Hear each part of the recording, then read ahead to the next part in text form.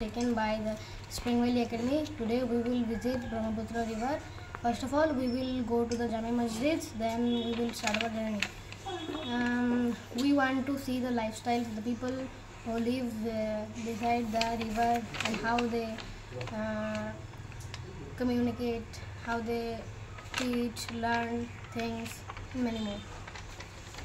To learn more about the lifestyle of the people, the residents of the people who live beside the bank of the river. We know that there are many children like us there, and we know that their lifestyle differs from the one that we are used to. So our main objective is to mingle with those people, converse with them and learn about how they live, learn about their cultural identity, autonomy, about their festivals, etc. नमस्कार मोर नाम जाकिया सदर मैं class 2 पढ़ो मोर school नाम Saint benefits high school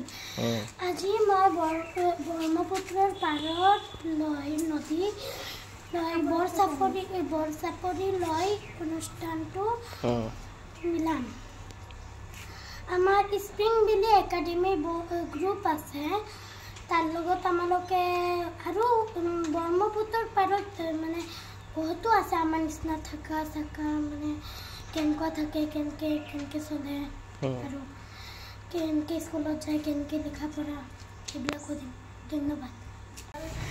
আজি আমি spring valley academy আজি আমি ফাৰ্স্ট জামে মসজিদ জামে মসজিদ গৈ ফাৰ্স্ট জামে মসজিদ গৈ খবৰ ল'ম পিছত বৰসাপৰি যাম বৰসাপৰি ব্ৰহ্মপুত্ৰ নদীখন চাই আহে পাৰে মানুহসকলৰ খবৰ ল'ম নাম ফাৰিয়া কাৰুছাৰ মই ক্লাস 2 পঢ়ি মোৰ স্কুলৰ নাম আদৰ্শ বিদ্যালয় মিৰাবাৰী আমি আজি ব্ৰহ্মপুত্ৰত নদীখন ফাৰ্ষ্টত যাম নদীখন চাই মানুহখিনিৰ লগত লগ কৰিম কৰি পেলাই স্কুলৰ ল'ৰা ছোৱালীবোৰ কেনেকৈ আছে সেইখিনি আমি জানিম नमस्कार मोर नाम जरातकिया मोर स्कूलर नाम है खाजजुटी स्कूल झीम आज आमी ब्रह्मपुत्र नदी चाबले जाम आरो प्रथमत आमी स्प्रिंग भैली एकाडेमी जाम आरो स्कूलर मानुह की करे निजनी एस पापा इतनी सुकन नोबल पर इनी नाइस नो पापा अपन माउस हा very good কি নাম তোমার